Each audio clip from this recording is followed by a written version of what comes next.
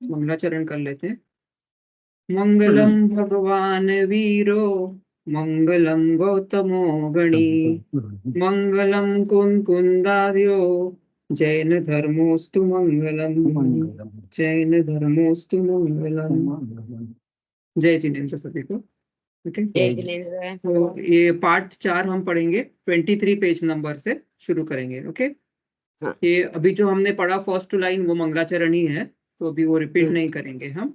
Okay, जगत का प्रत्येक पदार्थ स्वयं परिणमनशील है, अर्थात एवरी सब्सटेंस जो भी है पूरे जग में, इसमें दो वर्ड है, एक तो स्वयं और परिणमनशील। परिणमनशील मतलब it is in a constant state of change, हमेशा चेंज होता रहता है। ओके, कुछ ना कुछ चेंजेस हर समय होती है। व्हेन आई से समय ओवर हियर, इट इज जो हमारा जैन धर्म का स्मॉलेस्ट यूनिट ऑफ टाइम है समय। जैसे अभी हम लोग इंग्लिश में सेकंड बोलते हैं ना, वैसे ऐसे हमारा जैन धर्म का स्मॉलेस्ट यूनिट ऑफ टाइम समय है। तो प्रत्येक समय में उस पदार्थ में चेंज होता है। और स्वयं मतलब ऑटोमेटेड, कोई दूसरा नहीं करा रहा है ये चेंज, सब कुछ अपने आप हो रहा है। और हमको दिखता भी है ना, यहाँ पर सूरज अपने आप उग रहा है, कभी चांद अपने आप आ रहा है, धरती घूम रही है, सब कुछ अपने आप ही हो रहा है, बराबर। तो उसको कोई कुछ करने वाला नहीं है। पदार्थों के परिणमन को पर्याय या कार्य कहते हैं। तो अभी ये जो चेंज हो रहा है पदार्थ में, उसके कई नाम से अलग अलग, सबका मीनिंग सेम है, सिर्फ अलग अलग नाम से उसको बुलाते हैं। ठीक है, पर्याय कार्य, कार्य को कर्म भी कहते हैं। अवस्था, ये वो वाला कर्म नहीं है जो हम 8 कर्म वगैरह पढ़ते, वो वाला नहीं। कार्य या को काम भी बोलते हैं ना, उस टाइप का कर्म है। अवस्था, हालत, दशा, परिणाम और परिणति भी कहते हैं। तो ऐसे कोई भी नाम आएगा तो उसका मीनिंग सेंटेंस की अपेक्षा देखकर पर्याय लगाना है। कहीं और कुछ और सेंटेंस होगा तो जरूरी नहीं है वहां पर भी पर्याय मीनिंग है, तो वो बैकग्राउंड दिखने का पहले। ठीक है, अपेक्षा बहुत इंपॉर्टेंट है। प्रत्येक पदार्थ अपने परिणमन का कर्ता स्वयं है। तो जो भी चेंज जिस पदार्थ में हो रहा है वो खुद से हो रहा है, कोई और नहीं करा रहा है। ओके, उसे अपने परिणमन में दूसरे के सहयोग की रंच मात्र भी आवश्यकता नहीं है। अगेन यहाँ पर भी वही बोल रहे, सब स्वावलंबी है, नॉट डिपेंडेंट। अपना जो चेंज होगा किसी और पे डिपेंडेंट नहीं है। बार बार अलग अलग सेंटेंस में एक ही बात बोल रहे हैं वो।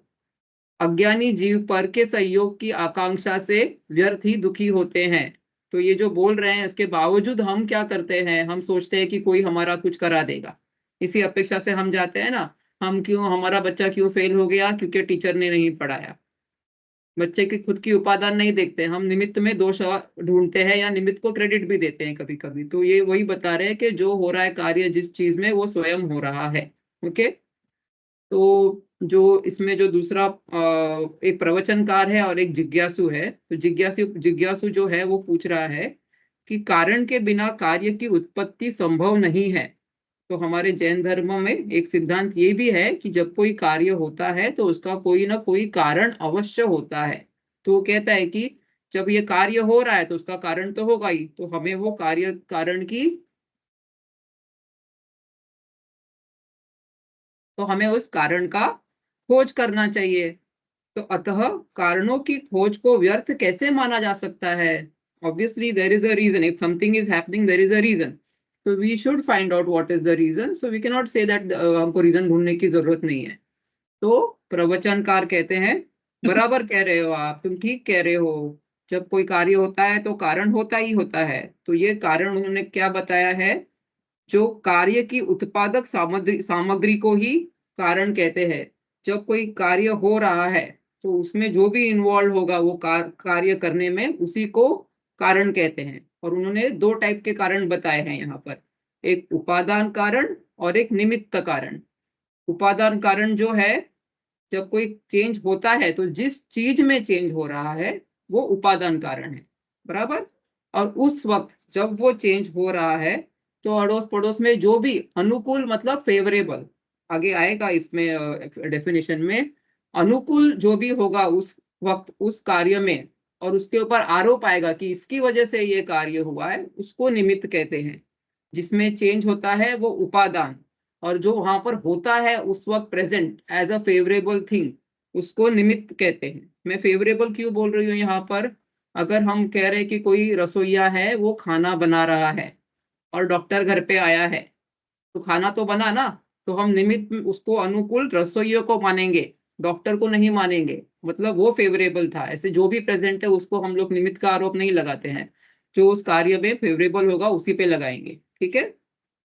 फिर जो स्वयं कार्य रूप, अभी यहाँ पर डेफिनेशन दिया है, देखो, जो स्वयं कार्य रूप परिनिमित हो उसे उपादान कारण कहते हैं, और जो स्वयं कार्य रूप परिनिमित न हो, मतलब वो स्वयं चेंज नहीं होगा, परंतु कार्य की उत्पत्ति में अनुकूल होने का आरोप जिस पर आ सके, उसे निमित्त कारण कहते हैं। वापस वही, यहाँ पर तो यहाँ तक तो मेरे ख्याल से काफी क्लियर है अभी तक, बराबर।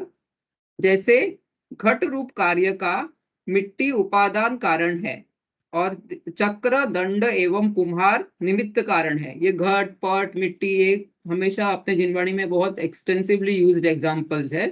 तो यहाँ पर घट यानी के जो मटका बनाते हैं वो, और मिट्टी से, वो क्ले से बनता है ना मटका, तो उसका एग्जाम्पल दिया है। तो जो मिट्टी है उसमें वो चेंज हुआ और वो पॉट रूप बनी, तो जिसमें चेंज हुआ उसको हमने कहा उपादान कारण है। तो यहाँ पर वही अप्लाई करेंगे, तो उपादान कारण क्या हो गया? मिट्टी। और उस वक्त जो भी फेवरेबल चीजें वहां पर थी, जैसे वो कुम्हार था, जो पॉटर होता है, जो पॉट मेकर होता है, वो उसने वो मिट्टी को उठाया और वो जो ऐसा वो चक्र रहता है ना, उसके ऊपर शेप रहता है, उसके ऊपर वो लोग मट्टी रखते हैं और फिर वो चक्र को लकड़ी से घुमाते हैं। वो सब जो चीजें हैं जो तभी फेवरेबल थी उस काम में, उसको क्या कहते हैं? निमित्त कारण। ठीक है। इतना फिलहाल तक समझ? जय जिनेन्द्र। ठीक है, इतना तक समझ में आ गया अभी ये पेज ये तक? जो फेवरेबल है उनको सपोर्टिव भी बोल सकते हैं मैडम, सपोर्टिंग थिंग्स। सपोर्टिव बार नहीं वापस- एक्चुअली। हाँ, मैं आपको पूरा एग्जांपल से और अभी एक्सप्लेन करूंगी। उनका प्रेजेंस रहता है, एक्चुअली उनका इन्वॉल्वमेंट नहीं रहता है, दे आर ओनली प्रेजेंट, सिर्फ वो रहते हैं वहां पर, तो दे डोंट डू एनीथिंग। हम लोग ओके। यहाँ पर निमित्त का प्रेजेंस एक्सेप्ट करते हैं कि जब निमित्त होगा तभी कार्य होगा, लेकिन निमित्त कुछ काम करता है ये एक्सेप्ट नहीं करती है जैन धर्म में, और ये एक्चुअलिटी हम एक्सप्लेन भी करेंगे आगे। ठीक है। तो जिसमें चेंज हुआ वो उपादान कारण, जो प्रेजेंट है उस चेंज की वक्त, फेवरेबल चीज जो प्रेजेंट है उस वक्त, वो निमित्त कारण। हाँ? और निमित्त नहीं होगा तो भी वो कार्य नहीं होगा। ऐसा नहीं बोल रहे कि निमित्त इज नॉट इम्पोर्टेंट और उपादान is important. We are just showing कि इसका ये काम है और उसका वो काम है। जैन धर्म सिर्फ वस्तु स्वरूप बताता है, ये ज्यादा इंपॉर्टेंट है, वो लेस इंपॉर्टेंट है, ऐसा कुछ नहीं बता रहा है। इसका ये काम है, उसका वो काम है, उसको आप ऐसे ही एक्सेप्ट करो। ठीक है। अभी नेक्स्ट यहाँ पर ये 24 पेज नंबर का फर्स्ट पैराग्राफ होगा ना, तो मैं ये पूरा वापस क्लैरिफाई दूसरे एग्जांपल से करती हूँ। ठीक है। जिस पदार्थ में कार्य निष्पन्न होता है उसे उपादान और उस कार्य को उपादेय कहते हैं, और निमित्त की अपेक्षा कथन करने पर उसी कार्य को नैमित्तिक कहते हैं। एक ही कार्य को, we are talking about the same work, जो भी काम हुआ एक ही कार्य को उपादान कारण की अपेक्षा कथन करने पर उपादेय और निमित्त कारण की अपेक्षा कथन करने पर नैमित्तिक कहते हैं। ठीक है। तो अभी यहाँ पर देखो, अभी हम एक एग्जांपल लेते हैं। और एक आदमी है, वो स्कूटर चला रहा है और एक आदमी रास्ते पे चल रहा है, और वो दोनों का एक्सीडेंट हो गया, बराबर। जो चला रहा था उसने जो रास्ते पे चल रहा था उसको ठोक दिया। ये एग्जांपल लेते हैं अभी। अभी यहाँ पर तीन अपेक्षाओं से हम देखेंगे निमित्त और उपादान को। जो स्कूटर चला रहा था वो बोलेगा मैंने एक्सीडेंट किया, बराबर। तो उसके हिसाब से कार्य क्या हुआ? एक्सीडेंट करने का कार्य उसने किया। वो तो उसने किया, तो उपादान कारण क्या होगा इसमें?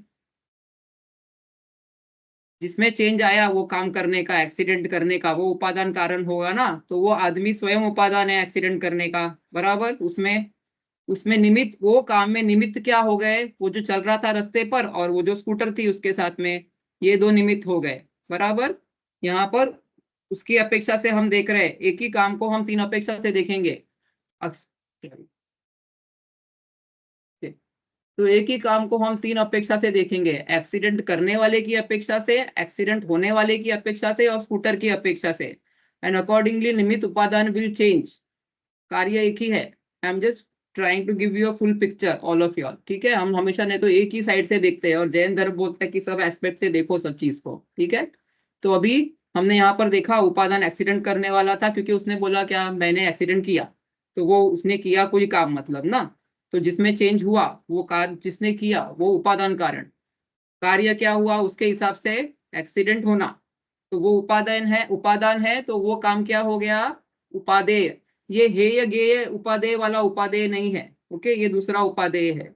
एक वर्ड का अलग अलग जगह यूज करेंगे तो अलग मीनिंग चेंज हो जाता है। वो हेय गेय उपादेय जो हम कहते हैं ना, वो अलग है, वो यहाँ पर अपेक्षा वो नहीं लेनी है। यहाँ पर उपादान और उपादेय, जैसे ज्ञान और ज्ञेय, प्रमाण और प्रमेय ऐसा होता है ना, वैसा जोड़ी है ये, ठीक है। तो वो हो गया। और जो स्कूटर थी और जो चलने वाला था वो निमित्त थे, बराबर। तो वो एक्सीडेंट जो हुआ वो उनकी अपेक्षा से क्या हो गया, नैमित्तिक। निमित्त नैमित्तिक, एक्सीडेंट करने वाले की अपेक्षा से उपादान उपादेय, ओके। अभी जो रास्ते पे चल रहा था वो बोल रहा है मेरा एक्सीडेंट हुआ, बराबर। अभी वो उसी काम को दूसरी अपेक्षा से देख रहा है कि उसमें कोई चेंज हुआ ना, कि मैं गिर गया, मेरा एक्सीडेंट हो गया। तो अभी उसमें जो चेंज हुआ उसमें उपादान कारण वो स्वयं है, और उसकी अपेक्षा से जो उसका एक्सीडेंट हुआ वो कार्य जो है वो उपादेय है, बराबर। इस कार्य में अभी निमित्त कौन है, जो एक्सीडेंट करने वाला और स्कूटर, बराबर।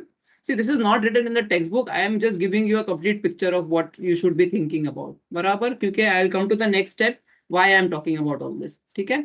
So ये उपादेन अभी निमित्त हो गया वही काम, जब एक्सीडेंट करने वाला और स्कूटर जब वो निमित्त बने तो वो काम उनकी अपेक्षा से नैमित्तिक हो गया। It is the same work but अपेक्षा changes, the name changes, okay. Now we will say the look at the scooter. The scooter was running and it fell down. Change किस में आया अभी, स्कूटर में। स्कूटर चल रहा था वो गिर गया, तो इसमें उसके काम में स्कूटर उपादान हुआ, और वो जो गिरने का काम हुआ वो उपादेय काम हो गया, बराबर। उपादान उपादेय। ये स्कूटर के गिरने में निमित्त कौन था, चलाने वाला और जिसको उसने ठोक दिया। तो वही स्कूटर के गिरने में ये निमित्त हुए और वो स्कूटर का गिरना उनका नैमित्तिक हुआ। समझ में आया है क्या, और I am making it too complicated? In fact I am trying to open it एकदम कंप्लीटली। एक बार ये एग्जाम्पल दोबारा बताना जरा, मेरा थोड़ा मिस हो गया। हाँ अच्छा, नहीं आप आए तभी शुरू किया वैसे तो मैंने। हाँ तो नहीं, लेकिन हाँ, थोड़ा सा नहीं मिस हो बोलती गया हूँ, मैं मेरा। बोलती हूँ, मुझे पता है थोड़ा टाइम लगेगा। नैमित्तिक हुआ स्कूटर गिरना। When you are नैमित्तिक क्या seeing the हुआ? work from the point of view of the scooter, scooter हाँ में चेंज देख रहे हो जब आप, स्कूटर की अपेक्षा से, स्कूटर चल रहा था, स्कूटर गिर गया, कार्य स्कूटर गिरने का हुआ, तो चेंज किस में हुआ, स्कूटर में। तो स्कूटर बिकम्स उपादान एंड उसका गिरना बिकम्स द उपादेय। उसके गिरने में निमित्त कौन था, जो चला रहा था उसको वो, और जिसको उसने ठोक दिया, तो वो दोनों निमित्त हो गए। तो उनकी अपेक्षा से जो स्कूटर का गिरना हुआ वो नैमित्तिक हो गया। निमित्त नैमित्तिक, उपादान उपादेय। फॉर एग्जाम्पल राम है और उनकी वाइफ श्री राम जो है वो, और सीता, बराबर, और सीता का भाई भामंडल, बराबर। अभी जो राम है वो सीता को अपनी वाइफ कहेंगे, बराबर। जो भामंडल है वो सीता को बहन कहेगा। तो सीता तो एक ही है ना, तो अपेक्षा चेंज हो गई, ऐसे ऐसे तो वो काम एक ही हुआ है, लेकिन जिसकी अपेक्षा से हो रहा है वो नाम चेंज हो जाएगा। आया थोड़ा सा ध्यान में, हाँ। फिर से स्कूटर चलाने वाला अगर बोल रहा है मैंने एक्सीडेंट किया, तो तभी वो उपादान हो गया, क्योंकि उसमें चेंज आ रहा है ना, मैंने किया कुछ तो भी, जो काम करेगा वो उपादान है, बराबर। काम वही हो रहा है, मैं तीनों की अपेक्षा से बता रही हूँ, उपादान कौन है, उपादेय कौन है, निमित्त कौन है, नैमित्तिक कौन है। क्योंकि हम लोग ऐसे सोचते एक ही एस्पेक्ट से, दही जम गया तो इसका मतलब दूध चेंज हुआ तो दूध ही उपादान है करके ऐसा। लेकिन कुछ और अपेक्षा से देखेंगे तो कुछ और भी, अगर दूध गर्म हो रहा है टोप में तो तीन चीजें हो रही है उसमें, दूध भी गर्म हो रहा है, टोप भी है, और अग्नि भी जल रही है। जब हम दूध की अपेक्षा से देखेंगे तो दूध में चेंज आ रहा है, तो दूध उपादान है, बाकी दो निमित्त है। गर्म होना फिर उपादेय हो जाएगा, और टोप और अग्नि निमित्त नैमित्तिक संबंध हो जाएगा। लेकिन साथ में अगर हम टोप की अपेक्षा से देखेंगे कि टोप गर्म हो रहा है, तो फिर टोप उपादान हो जाएगा, और जो गर्म, उसका स्वयं का गर्म होने का काम है वो उपादेय है। और इसमें निमित्त कौन बन गया, वो दूध और अग्नि, बराबर। अभी मैं आप लोगों को पूछती हूँ, आपने एक सेंटेंस हमेशा सुना होगा, जीव और कर्म में निमित्त नैमित्तिक संबंध है। हमेशा बोलते हैं हम लोग, अरे निमित्त नैमित्तिक संबंध है। तो इधर उपादान किधर गया? हम तो बात ही नहीं कर रहे हैं उसकी। निमित्त नैमित्तिक संबंध है, निमित्त नैमित्तिक संबंध है। हु इज द उपादान? किस अपेक्षा से बोल रहे होंगे जरा? अभी मैंने आपको ये सब 3 डायमेंशनल व्यू देकर उसका कोडिंग दिया है एक्चुअली, कि सॉल्व करो उसको। जो काम कौन? कर्म में हुआ वो उपादान है, वेरी गुड। राइट? हम्म। हाँ। और उपादेय मुझे क्लियर नहीं हुआ। जो देखो, हुआ, जो हाँ, कार्य हुआ वो उपादेय है। क्या कार्य हुआ और कर्म में? देखो इधर 2 चीजें जो हैं। अभी 3 चीज नहीं ले रहे हैं हम लोग, अभी 2 चीज ले रहे हैं, जीव और कर्म। और हमेशा बोलते हैं हम लोग निमित्त नैमित्तिक संबंध है, निमित्त नैमित्तिक संबंध है। तो अभी क्या होता है? जीव जब भाव भाव कर्म करता है, भाव करता है ना, जब कुछ भी राग द्वेष के, तभी कर्म आते हैं। जब भाव किया राग द्वेष के, तब कौन उपादान है, कौन चेंज हुआ? जीव के भाव चेंज हुए ना। जीव के भाव चेंज हुए तो जीव उपादान हुआ। और जो जो भी कर्म का आने जीव का काम उपादान हुआ और वो कर्म के उपादेय निमित्त से हुआ। हुए तो कर्म निमित्त। हाँ, तभी कर्म के निमित्त से हुआ तो कर्म निमित्त, और वही काम नैमित्तिक हो जाएगा। जीव का जो काम हुआ भाव का, वो नैमित्तिक हो जाएगा। और यहाँ पर अगर कर्म आते हैं तो वो कहते हैं कि हम तो इसके लिए आते हैं क्योंकि जीव भाव करता है, बराबर। तो कर्म का आना उसकी खुद की अपेक्षा से वो उपादान हो जाएगा, बराबर। कर्म, जब कर्म में चेंज हुआ आने का, वो कर्म वर्गणा था, फिर कर्म रूप चेंज हो गया, जीव ने भाव किया जब भी, बराबर। तो वो चेंज जो उसमें हुआ, तभी वो उपादान है। वो काम, उसका चेंज होना उपादेय है, और उसमें जीव जो है, जो भाव हो रहा है जीव का, वो निमित्त है। और वही कर्म का आना नैमित्तिक है। इसीलिए दोनों अपने अपने काम में उपादान है, और वो जो हो रहा है इसके लिए दोनों को एक दूसरे में निमित्त नैमित्तिक संबंध कहते हैं। इसका मतलब ये नहीं है कि उपादान है ही नहीं। वो अपने कार्य में उपादान है, जीव अपने कार्य में उपादान है, और दोनों एक दूसरे के लिए निमित्त का काम कर रहे हैं, बराबर। हम कर्म को कुछ नहीं कर सकते हैं, वो अपना उपादान उसका नहीं चेंज कर सकते ना। अभी हमने पढ़ा ना, स्वयं स्वयं सब जीव स्वयं सब कुछ करता है, परिणमनशील है। तो हमारा उपादान का मतलब ध्यान तो यही सिर्फ, हुआ ना कि खुद जिस भी द्रव्य में काम हो रहा है उसकी शक्ति वो उपादान हुआ। हाँ हाँ, जिस द्रव्य में चेंज हो रहा है वो कार्य में, हाँ हाँ हाँ, जिस हाँ। द्रव्य में काम हो रहा है वो भी कह और सकते हो जो आप। काम हुआ वो उपादेय हो गया। हाँ, वो काम हुआ वो उपादेय, और उस वक्त जो भी अनुकूल वहां पर था वो निमित्त, और वही जो काम जो निमित्त हुआ बनता है उसको वो नैमित्तिक। निमित्त। ठीक है, थोड़ा सा अभी समझ में आया? हाँ, तो ठीक निमित्त है की फिर। दृष्टि से तो नैमित्तिक बोलेंगे और उपादान की दृष्टि से उपादेय बोलेंगे उसी जी काम जी, को। हाँ, उसी काम को, सेम काम को। इसलिए मैंने वो सीता का एग्जांपल दिया ना, कि राम और सीता और भावंडल है, सीता की चेंज हो गई ना, उसका राम की दृष्टि से अलग हो गया, नाम चेंज हो गया, और उसके भाई की दृष्टि से नाम चेंज हो गया। चीज तो वही है, एक ही चीज के बारे में बात कर रहे हैं हम। तो ठीक है, हो गया ना थोड़ा अभी क्लियर? ठीक है, अभी जैसे आगे दूध से बढ़ते दही हैं। बना, जैसे मान लो दूध से दही बना, तो दूध में चेंज होने का, दही बनने की जो शक्ति है वो उपादान शक्ति हो गई। जी, दही बना वो उपादेय हो गया। हाँ। ठीक और है। उसमें जामन और जैसे डाला या थोड़ा जामुन सा, डाला वो निमित्त हो गया। हाँ, वो निमित्त हो गया, तो वही दही और जमने दही का बना काम, वो नैमित्तिक हो गया। हाँ, वो नहीं नैमित्तिक हो गया, बराबर। ठीक है, क्लियर। हाँ, बराबर। ठीक है, वेरी गुड। आगे बढ़े अभी। तो जिज्ञासु बोलता है, उपादान, उपादेय और निमित्त नैमित्तिक को कृपया उदाहरण देकर समझा दीजिए। ठीक है, अभी हमने थोड़े उदाहरण दिए, अभी उनके उदाहरण भी हम पढ़ते हैं। ठीक है, सुनो। जैसे,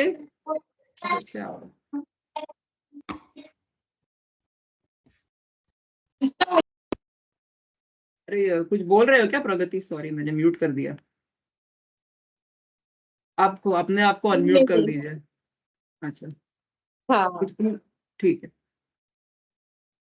तो जैसे घट कार्य का उपादान कारण मिट्टी रूप द्रव्य है, यहाँ मिट्टी उपादान है, अतः इसकी अपेक्षा कथन करने पर घट कार्य उपादेय है, उपादेय कहा जाएगा। तथा घट कार्य में कुम्हार चक्रादि निमित्त कारण है, निमित्तों की अपेक्षा से कथन करने पर उसी घट कार्य को नैमित्तिक कहा जाएगा। समझ में आया? बार बार यही कह रहे, वो एक ही कार्य, दोनों अपेक्षा से अलग अलग नाम, सिर्फ नाम चेंज। ठीक है, यहाँ उपादेय शब्द का प्रयोग ग्रहण करने योग्य इस अर्थ में नहीं लेना है। जो हम हेय वाला उपादेय लेते हैं ना, हेय गेय उपादेय, वो वाला नहीं है यहाँ पर।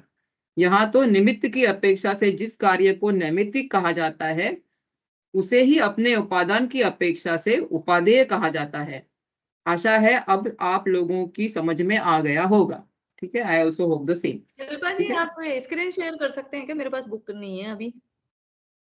मेरे पास भी फिजिकल बुक है एक्चुअली, वो नहीं है मेरे पास, अच्छा, PDF नहीं है।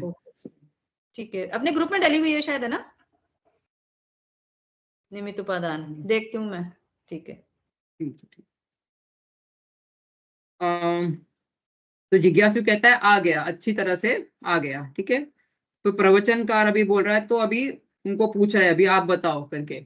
स्वर्णहार और सम्यक दर्शन रूप कार्य पर उपादान और उपादेय और निमित्त नैमित्तिक घटाइए। ठीक है, एनीबडी वांट्स टू ट्राई और वी शुड रीड? किसी को बताना है, फिर हम चेक कर सकते हैं इसके बाद में बराबर है क्या। स्वर्णहार, अभी ये दो है एग्जांपल अलग अलग, एक सम्यक दर्शन हुआ, दूसरा एक एग्जांपल स्वर्णहार पर। तो two people want you can try, otherwise I will read from here. स्वर्णहार में सोना उपादान है जी, क्योंकि उसमें और चेंज सुनार हुआ। और आग निमित्त है। सोनार और आग, हीट, हाँ बराबर। तो जो वो हार निमित्त है, बना, वेरी गुड वेरी वो गुड, जो नैमित्तिक हार है। बना उसको सोने की अपेक्षा से क्या कहेंगे?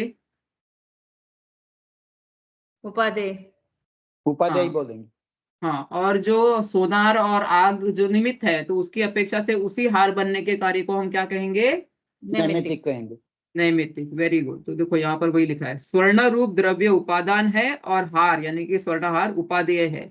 आग सुनार आदि निमित्त है और हार यहाँ पर नैमित्तिक है। अभी इसी प्रकार हम आत्मद्रव्य पे फोकस करेंगे। तो यहाँ पर आपको बताना है किसी को? Anybody wants to try? नहीं? किस चीज पे?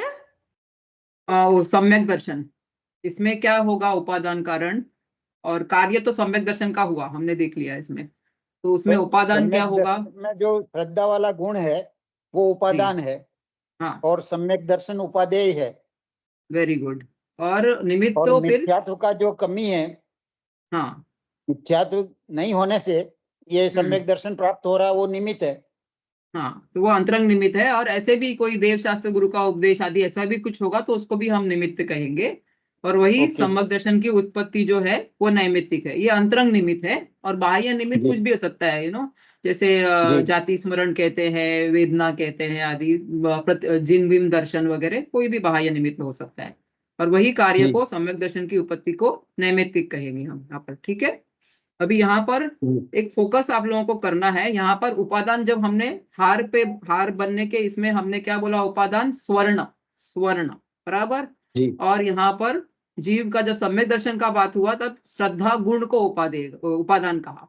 तो यहाँ जी पर जो उसका त्रिकाली स्वरूप है, जो गुण है, उसको हमने यहाँ पर उपादान कारण में लिया है। और जो पर्याय प्रकट हुई है हार बनने की, उसको उपादेय लिया हुआ है। ठीक है, ये बात आपको आगे उपादान का जो डिफरेंशिएशन टाइप्स दिया है ना, तो वहां पर और ध्यान में आएगी मैं क्या बोलना चाह रही हूँ। ठीक है, कौन से तो पेज पे है अपन?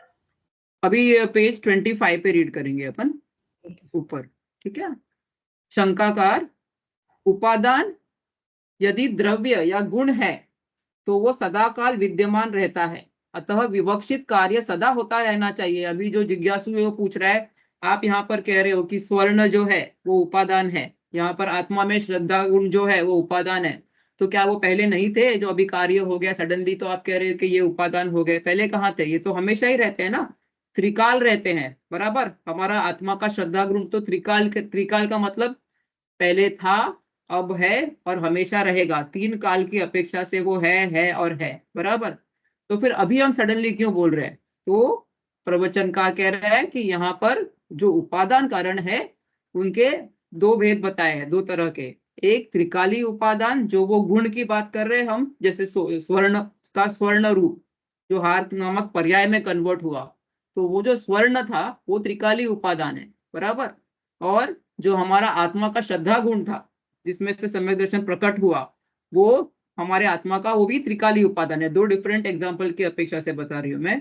और दूसरा जो होता है उपादान वो है क्षणिक उपादान। ठीक है, क्षणिक मतलब नाम से समझ में आता है कि एक क्षण की कोई पर्याय होगी जिसको हम यहाँ पर उपादान कह रहे हैं। ठीक है, तो यहाँ पर जो द्रव्य या गुण स्वयं कार्य रूप परिणमित हुआ उसको हम त्रिकाली उपादान कारण कहते हैं, बराबर। और क्षणिक उपादान कारण दो तरह से स्पष्ट किए जाते हैं। अभी यहाँ पर भी थोड़ा दो बताए हैं। एक तो बताया है द्रव्य और गुणों में अनादि अनंत पर्यायों का प्रवाह क्रम चलता आ रहा है। जैसे अभी हमने हमेशा से पढ़ा है, जब कहते हैं कि द्रव्य क्या है तो द्रव्य गुण और पर्यायवान है, ऐसे कहते हैं ना हम लोग। तो जितने भी द्रव्य है सभी एक बैग ऑफ गुण, मतलब क्वालिटीज है, उसमें प्रॉपर्टीज है बहुत कुछ। और वो जो गुण है वो हर समय किसी न किसी रूप में प्रकट हो रहा है, वो उसकी पर्याय है, बराबर। तो यहाँ पर जो ये कंटिन्यूस चल रहा है, अनंत आदि अनादि से चल रहा है और अनंत काल तक हर द्रव्य में अनंत गुण है, उनकी हर वक्त एक ना एक पर्याय चलती रहती है, हर समय कंटिन्यूस चेंज हो रहा है, बराबर। तो वो वाली पर्याय जिसके सडनली खत्म होने के बाद में वो कार्य उत्पन्न हुआ उसको यहाँ पर कहेंगे अनंतर पूर्व क्षणवर्ती पर्याय, बराबर। मतलब जैसे हम सम्यक दर्शन की बात कर रहे हैं अगर, तो जो आत्मा का गुण गुण था, श्रद्धा गुण, मिथ्यात्व मिथ्यात्व मिथ्यात्व ऐसे ही प्रकट हो रहा था। फिर सडनली एक पर्याय ऐसी आई सम्यक दर्शन, बराबर, जो भी उसमें बाकी का काम हुआ है, मिथ्यात्व का, कर्म का जाना हुआ है वगैरह। तो ये जो सम्यक दर्शन का कार्य प्रकट हुआ, तो इसके पहले की एक पर्याय जो है उसको हम कहेंगे अनंतर, मतलब विदाउट एनी स्पेस, मतलब कोई अंतर नहीं है उसके, कोई एक पर्याय के पहले वाली इमीडिएटली कोई भी उसमें टाइम का डिफरेंस नहीं है, मतलब। ठीक है, अनंतर पूर्व यानी कि जब कार्य प्रकट हुआ उसके पहले वाली एक क्षण की जो पर्याय है उसको हम यहाँ पर एक क्षणिक उपादान कारण कह रहे हैं। और वो जो कार्य जब वो पर्याय नष्ट हुई तो नेक्स्ट पर्याय सम्यक दर्शन की उत्पन्न हुई, उसको कह रहे हैं अनंतर उत्तर। उत्तर मतलब बाद वाली, अगेन विदाउट टाइम लॉस। अनंतर मतलब इमीडिएटली, कोई बीच में टाइम गैप नहीं है। अनंतर उत्तर क्षणवर्ती पर्याय कहते हैं। ठीक है, यहाँ पर हमने वो प्राग भाव देखा था, याद है कि जब जो वर्तमान की पर्याय प्रकट होती है वो जब पहले की एक पर्याय जाएगी तभी प्रकट होती है, बराबर। तो जब तक वो प्रकट जाएगी नहीं तब तक ये जो आने वाली है कार्य वाली पर्याय ये प्रकट नहीं होगी। इसके लिए इसको भी एक उपादान कारण माना है कि ये जाएगी तो ये कार्य होगा करके। ठीक है, इसके लिए यहाँ पर उसको क्षणिक उपादान कारण माना है। ठीक है, और दूसरा उपादान कारण कौन सा है? यही जिस समय वो जो ऊपर वाली हमने कहा ना अनंतर उत्तर क्षणवर्ती पर्याय, वो वाली पर्याय जो है वो अभी प्रकट हो गई है सम्यक दर्शन की, वो तत्समय की पर्याय हो गई फिर। तो वो जो है उस समय जो पर्याय प्रकट हुई वो क्षणिक उपादान कारण है। तो दो उपादान कारण हो गए, एक जो कार्य हुआ उसके पहले वाली इमीडिएटली पहले वाली पर्याय, और जो हुआ वो वाली पर्याय, बराबर।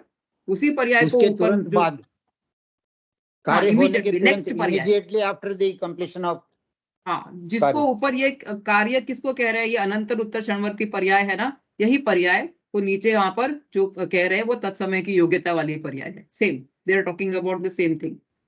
ठीक है, इट इज लाइक एक देश,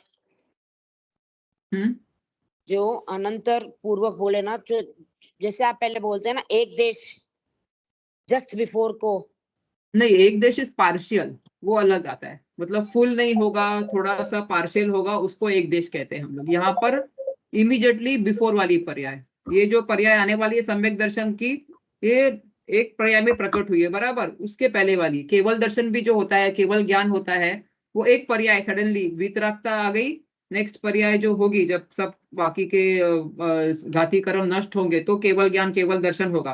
तो वो जो केवल दर्शन केवल ज्ञान की पर्याय प्रकट हुई उसके एक पर्याय पहले वाली जो पर्याय थी immediately without a time gap, वो अनंतर पूर्व क्षणवर्ती पर्याय है।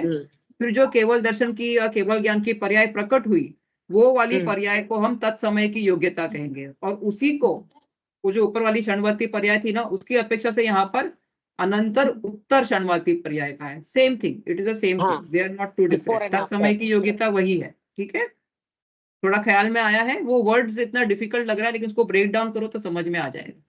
ठीक है, वो 3 स्टेजेज हो गई मैडम, जस्ट बिफोर सम्यक दर्शन, एंड पूर्ववर्ती, सम्यक दर्शन, दो ही स्टेज। पूर्व क्षण, तत्समय मींस ड्यूरिंग जो एक्चुअल हैपनिंग। एक्चुअल में दो ही स्टेज है। सेकंड स्टेज को उन्होंने ऊपर वाली स्टेज की अपेक्षा से एक और नाम दिया है।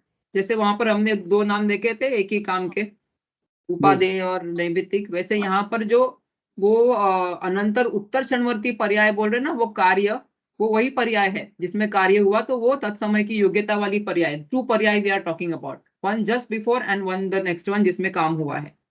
आया ख्याल में Okay. थोड़ा? Just 2 different names. और एक क्षणिक- वर्ड जो ऊपर आया मैडम उसको थोड़ा एक्सप्लेन कर दें, विवक्षित कार्य। जो कार्य की हम बात कर रहे हैं ना वही है विवक्षित कार्य, मतलब the one that we are describing, the one that we are talking Okay. About, the one in discussion. Okay. ठीक है, ऑल Okay. राइट। ओके। फिर क्षणिक उपादान कारण को समर्थ उपादान कारण भी कहते हैं। अभी ये जो ऊपर था, ये पर्याय का जाना और वो पर्याय का आना, ये दोनों को मिलकर समर्थ, समर्थ मतलब केपेबल, वो काम करने के लिए इनमें योग्यता है, तो समर्थ उपादान कारण भी कहते हैं। त्रिकाली उपादान कारण का तो सदा विद्यमान रहता ही है। त्रिकाली हमने क्या देखा, वो गुण तो पहले भी था हमेशा, श्रद्धा गुण तो हमेशा ही था, विकारी चल रहा था, मिथ्यात्व में चल रहा था, वो बात अलग है, लेकिन गुण तो था। तो जो त्रिकाली उपादान कारण है वो नाम में ही समझ में आ जाता है ना, त्रिकाली मतलब है, था और रहेगा ऐसा, तो वो तो हमेशा से ही विद्यमान था। यदि उसे पूर्ण समर्थ कारण मान लिया जाए तो विवक्षित कार्योत्पत्ति का सदा प्रसंग आएगा। अगर विवक्षित मतलब जो भी काम की हम बात कर रहे हैं वो, अगर हम उसको ही मान ले कि त्रिकाली उपादान कारण ही सबसे इंपॉर्टेंट कारण है, जैसे हम कभी कभी कहते हैं ना हमारा तो त्रिकाली ध्रुव आत्मा है तो वही हमेशा है, लेकिन जब तक कार्य जो है हमारा प्रकट होना है सम्यक दर्शन आदि का, तब तक उसका इंपॉर्टेंस नहीं है, वो तो हमेशा था हमेशा रहेगा, वो तो अभव्य में भी है और भव्य में भी है, लेकिन कार्य प्रकट करना इंपॉर्टेंट है। और वो कैसे होगा, तो ये जो षणवर्ती पूर्व, ये देखो ऐसा है ना कि यहाँ पर हम ऐसा नहीं समझे कि जो एक पहले एक समय की पर्याय है वही इंपॉर्टेंट है और बाकी आगे वो पर्याय आएगी कैसे, लेकिन वो पर्याय पुरुषार्थ से आएगी। अभी हम जो हमारा फोकस हमने सम्यक दर्शन पे लगाया है ना, ऐसा एक समझो कि एक मैग्नीफाइंग ग्लास हमने लगाया है, इस सम्यक दर्शन का कार्य हुआ है, उसके पहले एक समय की जो पर्याय है ऐसे, वो मिथ्या दर्शन की थी, वो अनंतर पूर्व है। अभी फोकस को थोड़ा इधर शिफ्ट करो, और हमने अगर समझा कि ये जो कार्य हो रहा है, पुरुषार्थ का जो कार्य हो रहा है वो इस वाली में हो रहा है, अनंतर पूर्व वाली में, तो उसकी अपेक्षा से ये वाली तत्समय की योग्यता हो जाएगी, और उसके पहले वाली जो थी वो अनंतर। तो ये प्रवाह है पूरा, one thing leads to another, it is not that suddenly एक समय पहले मुझे कुछ पुरुषार्थ हुआ और मेरा कुछ चेंज हो गया करके, ऐसा नहीं है। ये जो पर्याय थी उसके पहले की पर्याय is the reason for this पर्याय, जब वो जाएगी तब ये आएगी, उसके पहले की पर्याय, तो ये प्रवाह चलता आ रहा है। तो ऐसा नहीं है कि हमको एक क्षण का कुछ पुरुषार्थ करना है, वो इट विल धीरे धीरे डेवलप होके it will come to a stage कि ये वाला कार्य जो स्थूल रूप से हम कह रहे हैं ना वो प्रकट होगा, लेकिन सूक्ष्म रूप से हर समय में कुछ ना कुछ कार्य हर पर्याय में हो रहा है, हमें दिखाई नहीं देता है, हमें जो मेजर मेजर इवेंट्स दिखाई देते हैं हम उसको डिस्क्राइब करते हैं। ठीक है, तो अभी निष्कर्ष रूप में कहा जा सकता है कि अनंतर पूर्व पर्याय विशिष्ट द्रव्य उपादान है और अनंतर उत्तर पर्याय विशिष्ट द्रव्य उपादेय है।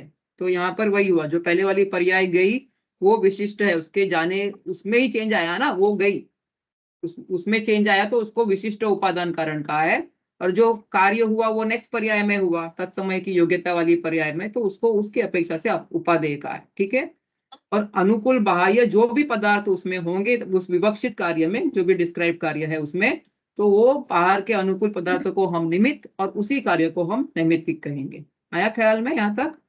ठीक है जी जी। निमित्त भी अभी यहाँ पर 2 प्रकार से बताया है, उदासीन और प्रेरक। ठीक है, तो यहाँ पर देखो निमित्तों का वर्गीकरण भी उदासीन और प्रेरक इन 2 रूपों में किया जाता है।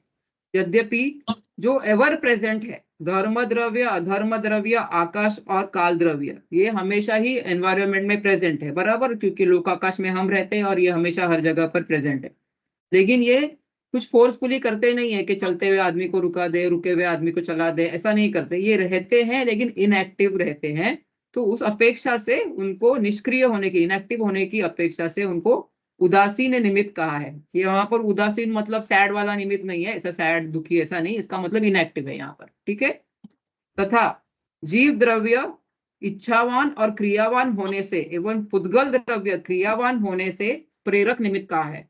ये एक्टिव निमित्त है, इसका मतलब ये नहीं है कि वो कुछ जा जाके करते हैं काम, इनकी सिर्फ इनमें मूवमेंट वगैरह और इच्छा दिखाई देती है, उस अपेक्षा से इनको प्रेरक कहा है। वैसे निमित्त हमेशा उदासीन ही होते हैं।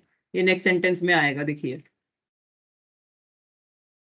तथापि कार्य उत्पत्ति, नेक्स्ट पेज पे 26 पेज नंबर पे, तथापि कार्य उत्पत्ति में सभी निमित्त धर्मास्तिकाय के समान उदासीन ही है, क्योंकि हम शुरू से यही कहते आ रहे हैं कि वो सिर्फ अनुकूल होते हैं, प्रेजेंट होते हैं, करते कुछ नहीं है। इसके लिए उस अपेक्षा से निमित्त उदासीन ही है। ठीक है।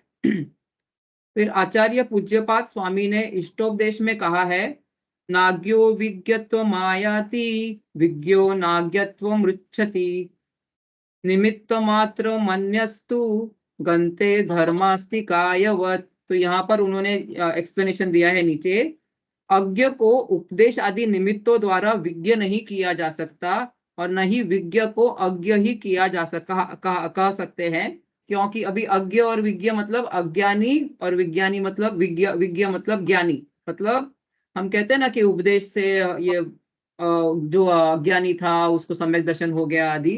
तो यहाँ पर इस गाथा में ये कह रहे हैं कि अज्ञ को विज्ञ नहीं किया जा सकता और विज्ञ को अज्ञ नहीं किया जा सकता, क्योंकि पर पदार्थ तो निमित्त मात्र है। जैसे कि स्वयं चलते हुए जीव को और पुद्गलों को धर्मास्तिकाय होता है, तो उदासीन निमित्त है। गुरु उपदेश वगैरह भी, गुरु तो सबको उपदेश देते हैं ना, 100 लोग बैठे तो 100 लोगों को उपदेश देते हैं, लेकिन सबको सम्यक दर्शन नहीं होता है ना।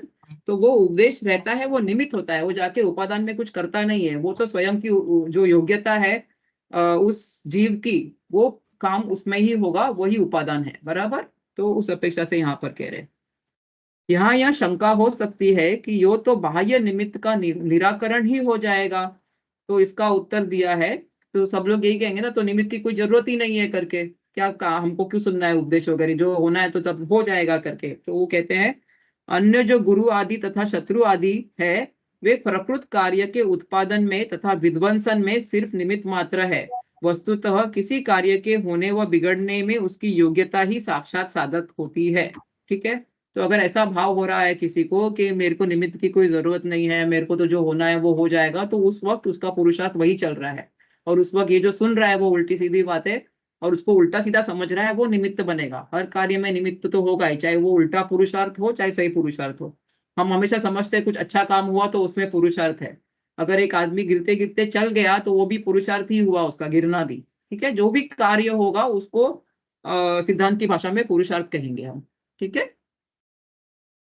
फिर चारण रिद्धिधारी मुनियों का उपदेश पाकर तो भगवान महावीर के जीव ने, अभी वो जिज्ञासु है, वो बता रहा है कि आप क्या कह रहे हो कि निमित्त का कोई कारण नहीं है। अभी आप सुनो, मैं बता रहा हूँ आपको कि चारण रिद्धिधारी मुनियों का उपदेश, सिंह के पर्याय की स्टोरी सुनी है ना हम सभी ने, कि महावीर भगवान जब सिंह के पर्याय में थे तो 2 चारण रिद्धिधारी मुनिराज आए और उन्होंने उपदेश दिया, तभी सिंह को सम्यक दर्शन हुआ करके। तो अपनी पूर्व शेर की पर्याय में आत्महित किया था, उसका ही परिणाम है कि यह जीव आगे जाकर भगवान महावीर बना। आप उपदेश रूप निमित्त का निषेध क्यों करते हो? मतलब दिख ही रहा है यहाँ पर, तो सामने साफ साफ दिख रहा है कि उन्होंने उपदेश दिया और इनको सम्यक दर्शन हुआ। तो अभी प्रवचनकार एक्सप्लेन कर रहे हैं, हम उपदेश रूप निमित्त का निषेध नहीं कर रहे हैं, हम तो निमित्त के कर्तृत्व का निषेध करते हैं। निमित्त प्रेजेंट है वो तो हम एक्सेप्ट कर रहे हैं, लेकिन निमित्त कुछ कर रहा है ये एक्सेप्ट नहीं कर रहे हैं हम। ठीक है। यदि उपदेश से ही आत्महित होता तो उपदेश तो बहुत जीव सुनते हैं, सबका हित क्यों नहीं हो जाता?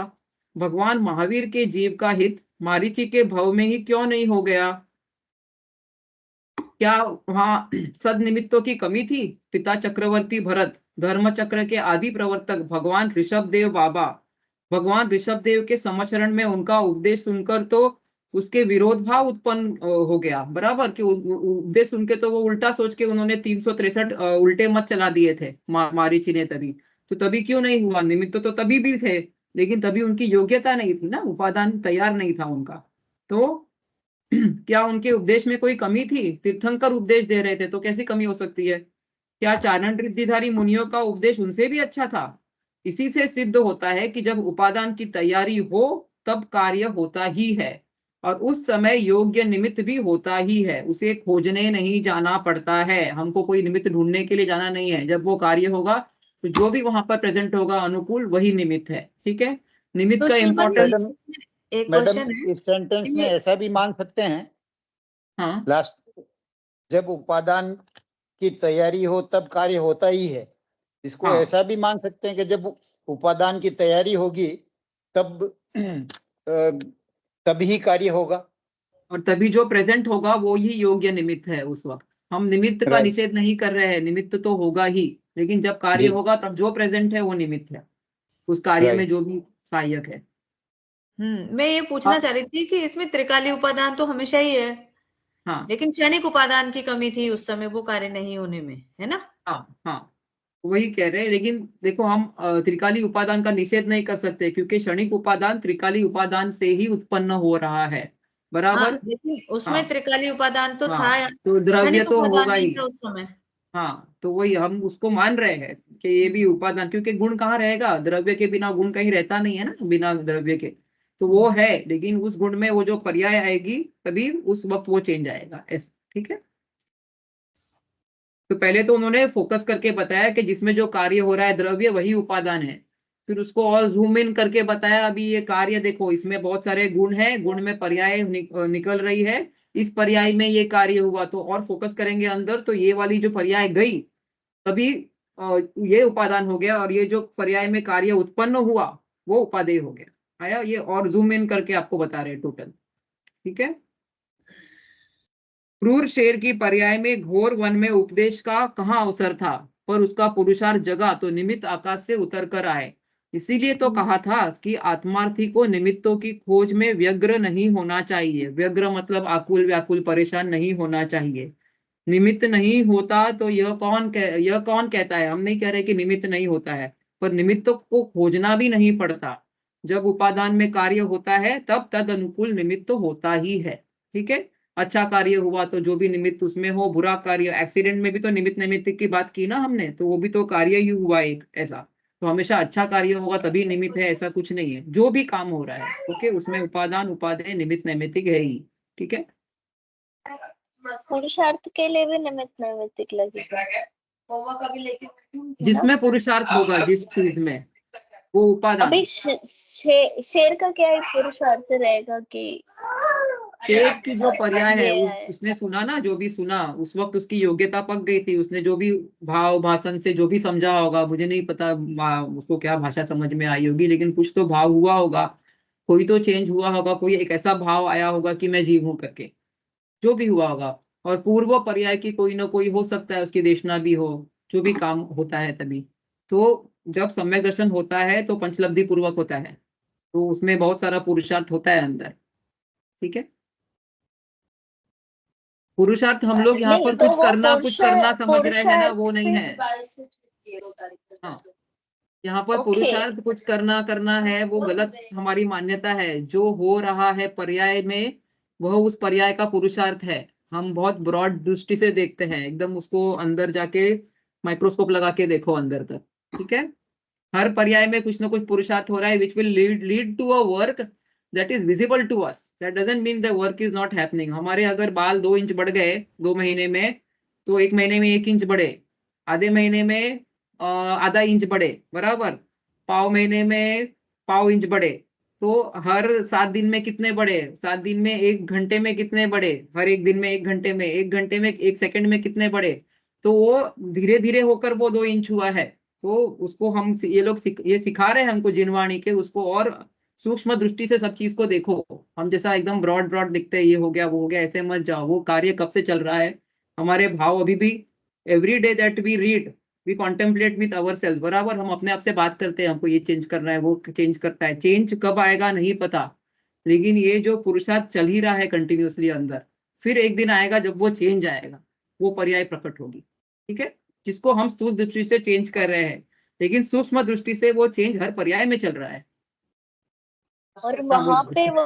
पे जब चेंज आएगा वो टाइम पे जो रहेगा वो चेंज हाँ होने में देखो, वो हर निमित्त पर्याय में कुछ ना नैमित्तिक है। कुछ हो रहा है ना, हर पर्याय में जो भी है उस वक्त, वो पर्याय में वो उसका निमित्त है। सिर्फ हम स्थूल दृष्टि से जिस कार्य को चेंज कह रहे हैं उस कार्य को देखेंगे तो तभी जो प्रेजेंट है वो निमित्त है। थोड़ा सा आगे बैक रिवर्स करके देखो, छोटी छोटी पर्याय चल रही है आज। आज आप लोग जो भी सुन रहे हैं, मैं पढ़ रही हूँ, आप सुन रहे हो, जो भी कर रहे हैं, इसमें मैं निमित्त हो गई, लेकिन यहाँ पर भी कोई पर्याय में चेंज चल रहा है ना, this will lead to whatever change is going to happen later on that way. समझा? तो हर पर्याय में चेंज हो रहा है, हर पर्याय में कोई निमित्त रहेगा। हर पर्याय को एक कार्य की तरह देखो। हमने आगे फर्स्ट पेज में डेफिनेशन देखा, पर्याय का एक पर्यायवाची नाम जो है वो कार्य भी है। मतलब हर पर्याय में कुछ ना कुछ कार्य हो रहा है, उस कार्य को कर्णानुग की भाषा में पुरुषार्थ भी कहते हैं। जो पर्याय प्रकट हुई वो उसका पर्याय का पुरुषार्थ है। ठीक है, अभी हम कहाँ थे? अब ऐसा भी कह सकते हैं कि जो कार्य हो रहा है उसमें जो शक्ति लग रही है वही पुरुषार्थ है, हाँ, वो कह सकते हैं, ऐसे तो कह सकते हैं ना ऐसा भी। शक्ति तो कुछ ना कुछ तो विचार चलते ही है ना हमारे बैकग्राउंड में। शक्ति तो होती है ना कुछ ना कुछ जिसकी वजह से वो काम हो रहा है। निमित्तों के अनुसार कार्य नहीं होता है, कार्य के अनुसार निमित्त कहा जाता है। समझा? निमित्त के अनुसार नहीं होता है। जब कार्य हुआ तो जो प्रेजेंट है वो निमित्त है। ठीक है, अभी वैश्या के मृत शरीर को देखकर, ये भी बहुत पॉपुलर यहाँ पर एग्जाम्पल दिया है जो बहुत जगह पे यूज होता है। वैश्या के मृत शरीर को देखकर रागी के राग और वैरागी के वैराग्य उत्पन्न होता है। तो इसमें ऐसा एग्जाम्पल आता है कि एक वैश्या की डेथ हो गई, तो उधर 3-4 लोग जो भी है वो जमा हो गए, कुत्ता भी जमा हो गया, तो वो कुत्ते के मन में भाव आ गया ये सब लोग चले जाएं यहाँ से, तो मैं इसको खा लूं करके, थोड़ा सा कुछ खा लूं करके। एक चोर के मन में वैश्या के ऊपर गहने देखकर भाव आता है कि सब लोग चले जाए तो मैं इसके गहने चुरा लूं। किसी रागी आदमी के दिमाग में आता है कि अरे ये मैं मर गई, नहीं तो मैं इसका भोग कर लेता। और किसी वैरागी आदमी को देखकर लगता है बेचारी का क्या ही जीवन था, ऐसे जीवन होते हैं तो इससे तो जीवन ना हो करके, जन्म मरण सब बेकार है करके किसी को वैराग भी आ सकता है। तो अभी काम तो एक ही हुआ, लेकिन 4 लोगों के अंदर उपादान अलग अलग चल रहा था ना, अलग अलग पुरुषार्थ चल रहा था। ठीक है, तो यहाँ पर यह वैश्या रागी के राग और वैरागी के वैराग्य के निमित्त कही जाती है। यदि निमित्त के अनुसार कार्य होता तो उसे देखकर प्रत्येक को या तो या राग या प्रत्येक को वैराग्य होना चाहिए था, लेकिन ऐसा होता नहीं है। तो निमित्त is not the problem, the problem is हमारे भाव जो चल रहे वो चेंज हो रहे करके। ठीक है, आचार्य कल्प पंडित तोडरमल जी कहते हैं, परद्रव्य कोई जबरन तो बिगाड़ता नहीं है, अपने भाव बिगड़े तब भी बाह्य निमित्त है, और तथा इसके निमित्त बिना ही भाव बिगड़ते हैं, इसीलिए नियम रूप से निमित्त भी नहीं है। मतलब वो चाहे वो निमित्त हो चाहे कोई और निमित्त हो, कहना चाह रहे हमारा जब भाव बिगड़ने का टाइम आएगा, वो वाली पर्याय आएगी, तो वो बिगड़ेंगे ही बिगड़ेंगे। कभी निमित्त is not the reason is कि हमारी वो पर्याय आने वाली थी। ओके, ये वाला एक्सरसाइज हम और डिटेल में करेंगे थोड़ा एंड ऑफ द चैप्टर। ठीक है, जो मैं बताना चाह रही हूँ उसका। इस प्रकार परद्रव्य का तो दोष देखना मिथ्या भाव है। ठीक है, न तो निमित्त उपादान में बलात् कुछ करता है और ना ही उपादान किन्हीं निमित्त को बलात् लाता या मिलाता है। मतलब निमित्त जबरदस्ती कुछ नहीं करवाता है कि चलो चलो ये काम तुम में मैं करा देता हूँ करके, और उपादान भी ऐसे जबरदस्ती निमित्त आओ हमारा काम कराओ ऐसा नहीं करा सकता है। वो दोनों इंडिपेंडेंट अपना अपना चल रहा है। ठीक है, दोनों का बलात् सहज ही means- संबंध होता है। बलात् मीन्स जबरदस्ती, बल से जबरदस्ती। ठीक है, दोनों का सहज ही संबंध होता है। निमित्त नैमित्तिक संबंध की सहजता को पंडित तोडरमल जी ने इस प्रकार स्पष्ट किया है, आगे बताया है। ठीक है, अभी निमित्त नैमित्तिक में मैंने बताया है जो जो काम हो रहा है, जिसमें हो रहा है चेंज, वो उपादान है, लेकिन दोनों एक दूसरे के लिए निमित्त है, इसके लिए उसको निमित्त नैमित्तिक कह रहे हैं, और स्वयं तो दोनों उपादान ही है, दूसरे के कार्य में निमित्त है। समझा? यदि कर्म, जैसे स्थूल दृष्टि से हम कहेंगे एक्सीडेंट करने वाला और एक्सीडेंट होने वाला का निमित्त नैमित्तिक संबंध था। होने में, एक्सीडेंट होने वाले में उसका उपादान कारण था, और करने में करने वाले का उपादान कारण था, लेकिन ये जो घटना घटी वो निमित्त नैमित्तिक संबंध से घटी, ऐसा हम कहते हैं। ठीक है, यदि कर्म स्वयं करता होकर उद्यम से जीव के स्वभाव को घात करे, बाह्य सामग्री को मिलावे, तब तो कर्म में चेतनापन भी चाहिए और बलवानपना भी चाहिए, सो तो है नहीं, सहज ही निमित्त नैमित्तिक संबंध है। तो यही कह रहे हैं कि ये जो संयोग होता है उसको हम निमित्त नैमित्तिक संबंध कहते हैं। तो वो जबरदस्ती कोई कुछ किसी को नहीं कराता है, ना कर्म जीव में कुछ चेंज कराते हैं, ना जीव जबरदस्ती आके कर्म को कुछ लाते हैं अंदर। जब उन कर्मों का उदय काल हो, उस काल में स्वयं ही आत्मा स्वभाव रूप परिणमन नहीं करता, विभाव रूप परिणमन करता है, तथा जो अन्य द्रव है वे वैसे ही संबंध रूप होकर परिणमित होते हैं। ठीक है, यहाँ पर ये एग्जाम्पल, ये जो सेंटेंस है मैं भी बाद में एक्सप्लेन करती थोड़ा डिटेल में। ठीक है, जिस प्रकार सूर्य के उदय के काल में चकवा चकवियों का संयोग होता है, वहां रात्रि में किसी ने द्वेष बुद्धि से बल, ये जो लव बर्ड्स बोलते हैं, ऐसा कहते हैं कि सनसेट की टाइम पे वो लोग दोनों एक दूसरे से अलग हो जाते हैं, और जब सनराइज होता है वापस तो आपस में मिल जाते हैं। तो वो यही कह रहे हैं कि इनको जबरदस्ती किसी ने अलग नहीं किया है रात में, और जबरदस्ती किसी ने दिन में मिलाया भी नहीं है। तो ये ऐसे ही निमित्त नैमित्तिक संबंध हो गया है। तो सूर्योदय का निमित्त पाकर वे स्वयं ही मिलते हैं, जबरदस्ती ना कोई उनपे कर रहा था ना है, इसका निमित्त नैमित्तिक संबंध है। जैसे सूरज उगता है तो कमल खिलता है, ये सब निमित्त नैमित्तिक संबंध है, ठीक है। ना तो सूरज जबरदस्ती उसको खिला रहा है, ना लोटस बैठा है कि सूरज आ जा आ जा आ जा मैं खिलूंगा तभी, बस ऐसा ही सहज संबंध है सबका। ऐसा ही निमित्त नैमित्तिक संबंध बन रहा है, और उसी प्रकार कर्म का भी निमित्त नैमित्तिक भाव जानना चाहिए, ठीक है। तो जिज्ञासु नेक्स्ट पेज पे, पेज नंबर 28, जिज्ञासु पूछ रहा है, निमित्त उपादान के झगड़े में हम पड़े ही क्यों? इसे न जाने तो क्या हानि, और जानने से क्या लाभ है? बराबर है, हमको क्यों पता करना है? ये क्या हो रहा है, कुछ काम हो रहा है वो दिख रहा है, हमको क्या मतलब है? ये निमित्त है, ये उपादान है, कुछ मतलब नहीं है। तो वो भी प्रवचनकार समझा रहे हैं उसको कि क्यों जानना है करके, ठीक है। निमित्त निमित्त उपादान का सही स्वरूप समझना झगड़ना नहीं है, एक को दूसरे का कर्ता मानना झगड़ा है। तो बहुत जगह पे आप झगड़ा देख लोगे, निमित्त इंपॉर्टेंट है, कोई कहेगा पुरुषार्थ इंपॉर्टेंट है, कोई कहेगा काल इंपॉर्टेंट है, कोई और कुछ और कहेगा ऐसे।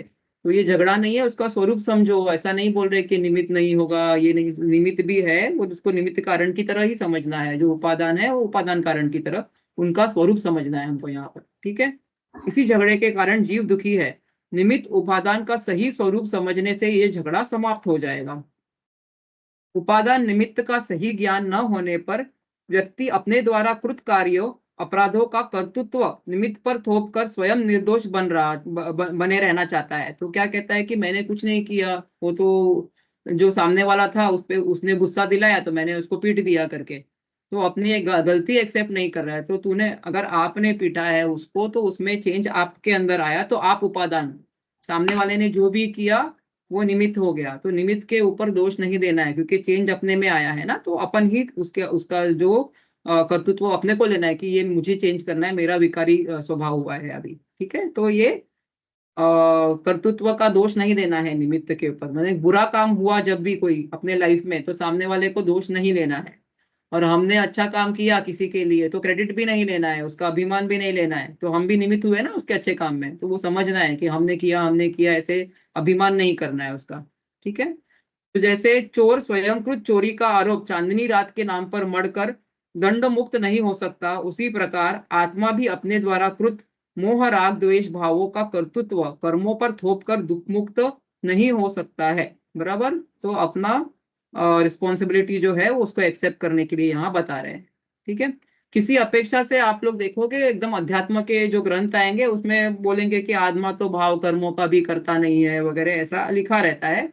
तो वो अपेक्षा अलग है। जब वो त्रिकाली ध्रुव जो द्रव्य है, एक्चुअल द्रव्य है, उसके स्वभाव के ऊपर जब फोकस करते हैं तब पर्याय को गौण करते हैं। ऐसा नहीं है कि पर्याय चली गई करके, तब ऐसे कहते हैं कि आत्मा इन भाव कर्मों का भी करता नहीं है। तो उसका अपेक्षा समझना इंपॉर्टेंट है। गलत अपेक्षा लगाओगे तो कंफ्यूज हो जाएंगे कि कहीं तो कहा है कि आत्मा नहीं करता है, कहीं तो कहा है कि आत्मा करता है। तो यहाँ पर इस अपेक्षा से कहा है कि अपनी रिस्पॉन्सिबिलिटी लो और उसमें चेंज करना है, हमारे को काम करना है ना, कि हमारा जो मिलाना है हमको स्वभाव से, तो उसके लिए यहाँ पर यह अपेक्षा यूज की है, ठीक है।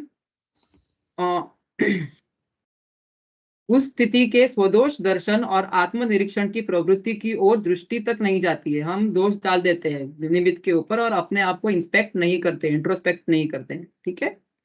उसकी यथार्थ समझ से पर कर्तृत्व का अभिमान दूर हो जाता है। तो यहाँ पर यही, जब किसी का कुछ अच्छा हो जाता है तो हम क्रेडिट नहीं लेना, और जब बुरा होता है तो सामने वाले को कर्तृत्व नहीं देना कि उसकी वजह से हुआ है करके, ठीक है। पराश्रय के भाव के कारण उत्पन्न दीनता हीनता का अभाव हो जाता है। प्रत्येक द्रव्य की स्वतंत्रता का भान होता है, और यहाँ पर मालूम पड़ता है, मैंने जैसे निमित्त नैमित्तिक संबंध बताया, तो उसमें जो जिसमें कार्य हो रहा है वो अपेक्षा से खुद उपादान है और दूसरा निमित्त है, और यहाँ पर वो खुद उपादान है और दूसरा निमित्त हो जाता है। ऐसा तो मतलब अपना अपना कार्य अपने अपने में चल रहा है, बहुत इंडिपेंडेंस है। जैसे हम कहते हैं ना, एक द्रव्य दूसरे द्रव्य का कुछ नहीं करता, वो यहाँ पर बता रहे हैं। वो बात को समझना, एक्सेप्ट करना, अप्लाई भी करना अपने लाइफ में, ठीक है। तो पर पदार्थों के सहयोग की आकांक्षा से होने वाली व्यग्रता यानी व्याकुलता का अभाव होकर सहज स्वाभाविक शांत दशा प्रकट होती है। तो हम निमित्त को गौण कर देते हैं। फिर अब समय हो गया है, आज तो बताया है, उस पर गंभीरता से विचार करना, तुम्हारा कल्याण होगा। ठीक है, अभी एक एक्सपेरिमेंट करते हैं हम लोग थोड़ा सा। या you want to ask something Tejaswini? मैंने बताया था ना ये सेंटेंस के बारे में, थोड़ा बाहर अभी खोल के बताती हूँ, तो उसके लिए एक एक्सपेरिमेंट बताना था मुझे। अच्छा, यू वांट टू आस्क? तो पहले आप बता दीजिए। नहीं, मैं तो जितना चैप्टर हुआ वो उसको थोड़ा समराइज, मतलब हाँ, वो एक बाद में करते एग्जांपल हैं। पहले के। अभी देखो यहाँ पर वो चकवा चकवी के एग्जाम्पल के पहले एक सेंटेंस आया था, जब उन कर्मों का उदय काल हो तब वो स्वयं आत्मा का स्वभाव रूप परिणमन नहीं करता, विभाव रूप परिणमन करता है। तो उसके बारे में मुझे बताना था। अभी I need a volunteer, if somebody is ready to volunteer for few question that I will ask. Okay, Tejaswini आपको मैं बोल रही हूँ अभी। ठीक है, आप दो चीज बताओ, एक आपको जो पसंद है और एक नहीं पसंद है खाने में। ठीक है, पसंद कोई भी पाव फ्रूट हो भाजी। सकता है, कुछ भी। पाव भाजी हाँ, पसंद है, बराबर। और नहीं और पसंद नहीं करेला। हाँ, नहीं करेला, पसंद ओके। करेला। हाँ, तो यहाँ पर हमको साफ साफ दिखाई दे रहा है कि सामने निमित्त बैठा है। करेला नहीं अच्छा है तो मुझे पसंद नहीं है। माइंड यू, मुझे पसंद नहीं है, बराबर, तुमको पसंद नहीं है। और पाव भाजी मुझे पसंद है, यानी कि तुमको पसंद है। अभी करेला जो है वो खाने की चीज तो है, बराबर, तो किसी ना किसी को तो पसंद होगा, बराबर। मुझे खुद ही, मैं खा लेती हूँ करेला, मुझे कोई दिक्कत नहीं है उसमें। ठीक है, वो खाने की, and I know lot of people जो बहुत चाव से खा लेते हैं करेला भी। तो प्रॉब्लम करेले में है क्या? प्रॉब्लम मुझे है, मुझे। ओके, तो बुरा अच्छा वाला निमित्त को हम थोड़ा गौण कर देते हैं। अभी पाव भाजी पसंद है, ठीक है, जो सामने दिख रहा था साफ साफ निमित्त के, ये अच्छा है ये बुरा नहीं है, तो लोगों की अपेक्षा से देखा तो ऐसा नहीं है, वो चीज में कोई प्रॉब्लम नहीं थी, प्रॉब्लम मेरे भाव में थी, उससे रिलेटेड। समझा कि मुझे पसंद नहीं है, मुझे, क्योंकि हमने ऐसी बुद्धि करके रखी है कि bitter taste is not good, sweet taste is good वगैरह, हमारी बुद्धि ऐसे ट्रेंड है पहले से, तो उसको चेंज करना है हमको। ठीक है, अभी पाव भाजी पसंद है, वो तो पसंद है। अभी आपको एक दिन सपने में पाव भाजी आई तो आप खुश हो गए, सपने में ही खुश हो गए। ठीक है, दूसरे दिन मम्मी ने आपको पाव भाजी बनाकर दे दी तो आप तो और खुश हो गए। शाम को फिर से पाव भाजी मिल गई आपको, और खुश हो गए। दूसरे दिन दोनों टाइम पाव भाजी मिली, दोनों टाइम खाने में पाव भाजी मिली, बराबर, तो थोड़ा थोड़ा अभी इरिटेशन चालू हो गया। तीसरे दिन भी दोनों टाइम पाव भाजी मिली, गुस्सा आने लग गया। चौथे दिन तो प्लेट उठा के फेंक दी पाव भाजी की, बराबर। निमित्त वही था, चेंज किस में आया? आपके भाव में, बराबर। निमित्त, पहले तो हमने अलग अलग निमित्त देखा, उसका भी मुझे मुझे पसंद नहीं है, it was the problem was me, बराबर, मेरे में प्रॉब्लम था कि मुझे वो चीज पसंद नहीं है। दूसरी चीज तो मुझे पसंद थी, फिर भी मुझे रोज रोज वो देते गए तो वो भाव मेरा वही नहीं रहा, पसंद है पसंद है पसंद है वाला। तो अभी हम निमित्त को, दो यहाँ पर दो वेरिएबल थे ना, अभी हमने एक को कांस्टेंट कर दिया था, निमित्त के वेरिएबल को। पहले निमित्त और उपादान दो वेरिएबल्स थे, तो हमने निमित्त के वेरिएबल को कांस्टेंट कर दिया, सेम, अच्छा लगने वाला अच्छे लगने वाला।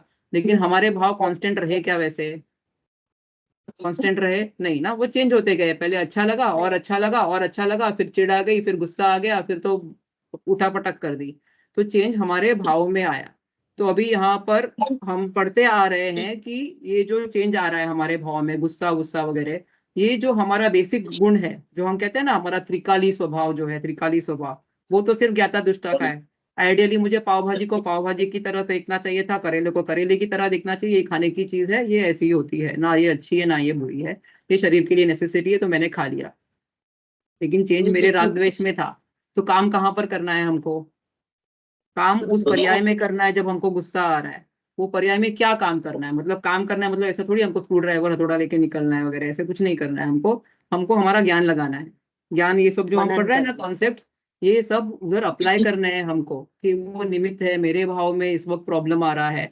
और ये भी है कि ये चेंजेस क्यों आ रहे हैं हर वक्त मेरे अंदर, नया नया भाव। अगर सामने कोई चीज नहीं भी होगी तो भी आपने एक्सपीरियंस किया होगा, आज मुझे डिप्रेशन लग रहा है, आज मुझे खुशी लग रही है, ऐसा होता ही है ना हमारे साथ में, कोई रीजन के बिना भी। तो हमने कभी रुक कर सोचा कि ये क्यों हो रहा है, ऐसा क्यों हो रहा है, ऐसे भाव कहाँ से आ रहे हैं मुझे? तो ये जो साइकिल हम पढ़ रहे हैं कर्म का, हर समय कर्म उदय में आते हैं, और जब वो उदय में आते हैं तो अपना फल दे के जाते हैं, बराबर। उस वक्त जिस प्रकार का फल देते हैं उस वैसा हमने रिएक्शन कर लिया अगर, तो हमने नए कर्म बांध लिए। तो वहां पर हम उसको रोकेंगे पहले, कि ये गुस्सा आ रहा है, मतलब वो गुस्से वाला कर्म, निमित्त तो सेम था, मतलब निमित्त में प्रॉब्लम नहीं था, पाव भाजी ही निमित्त था, प्रॉब्लम मेरे अंदर आया, मुझे अच्छा लग रहा था, अब नहीं अच्छा लग रहा है वही चीज, तो फिर वो चेंज मेरे अंदर लाना है, तो फिर वो मैं क्या करूं कि मेरा स्वभाव क्या है, मैच करना है ना ज्ञाता दृष्टा, तो उसको न्यूट्रल रखने की कोशिश करना है। अभी वो इतनी माइन्यूट काम है ना हर पर्याय के ऊपर दृष्टि रखना, तो अभी हमारे पास तो हम गृहस्थ है, हमको इतना टाइम नहीं है। तो एटलीस्ट स्टार्ट विथ अशुभ भाव। जब जब अशुभ भाव आएंगे तब ये एनालिसिस जो हम पढ़ रहे हैं वो निमित्त है, मैं उपादान हूँ, मेरे में चेंज आ रहा है, मुझे ही कंट्रोल करना है, मेरा ही पुरुषार्थ होगा, कर्म का उदय आया, ये सब जो कॉन्सेप्ट है हमको उस वक्त अप्लाई करने हैं, नहीं तो फिर they are just just information. जब तक एप्लीकेशन नहीं होगा it is just plain information, you have to apply at that time. कब तक अप्लाई करना है ये भी क्वेश्चन है ना, अभी कब तक अप्लाई करते रहेंगे हम लोग। अभी हम लोग बचपन से जब पढ़ रहे थे एबीसीडी एबीसीडी एबीसीडी, फिर कैट बैट पढ़ने लग गए वगैरह, तो एबीसीडी भूल गए, it became a common knowledge कि इधर ए है, इधर बी है, इधर सी है। अभी हम इतने बड़े बड़े सेंटेंस लिखते हैं तो वो थोड़ी बचपन का याद रखते कि ए ऐसा लिखते थे हम, बी वैसा लिखते थे। तो ये जो प्रैक्टिस हम करते रहेंगे ना, तो it will become a part and parcel of you, कि ये मेरा स्वभाव नहीं है, ये तो होता है वो योग्य ही होता है, ये सब जो अपने मोटोस बना के रखने का ऐसे। और जहाँ जैसा जैसा सिचुएशन है वैसा अलग अलग अप्लाई करो उस वक्त, तब तक जब तक आदत नहीं पड़ जाए इस तरह की। It is a full time job. इसके लिए हमारे यहाँ पर जो आगे आगे बढ़ते हैं पहले अशुभ भाव पे काम करेंगे, गुणस्थान बढ़ता बढ़ता है। मुनिराज पूरा टाइम यही काम करते हैं, जो मुनिराज होते हैं पूरा टाइम यही अपने भावों के ऊपर प्रमाद नहीं आए, भावों के ऊपर कैसे उनको समता में रखे, it's a full time work. So ultimately हमारा एम तो वही है ना, to start with small things at least. या तो ये एप्लीकेशन है, ये चैप्टर्स का ही नहीं, बाकी भी सब कॉन्सेप्ट हमने सीखे उसका भी, कहाँ क्या कॉन्सेप्ट करना है, क्या सिचुएशन है, what ever works for you eight that time. या you wanted to say something, you want to summarize the lesson?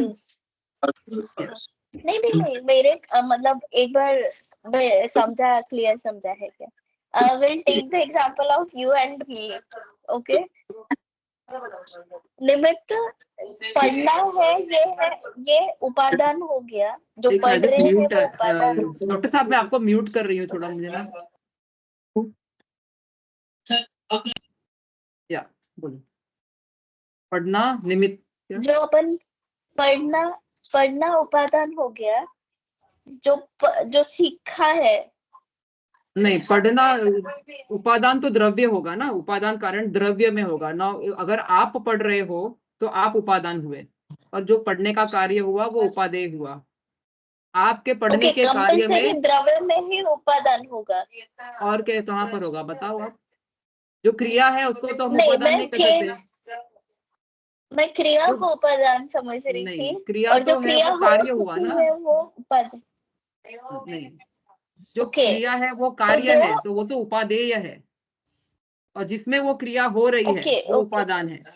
उसमें जो निमित्त बन रहा है वो निमित्त है, और सामने वाले जो उपादान में जो उपादेय कार्य हुआ वो निमित्त की अपेक्षा से नैमित्तिक है। जैसे आप पढ़ रहे हो तो आप उपादान हो, बराबर, पढ़ने का कार्य हुआ वो उपादेय है। अगर वो मेरे निमित्त से हुआ तो मैं निमित्त हूँ, और आपके पढ़ने का कार्य मेरे निमित्त से नैमित्तिक हो गया। समझा?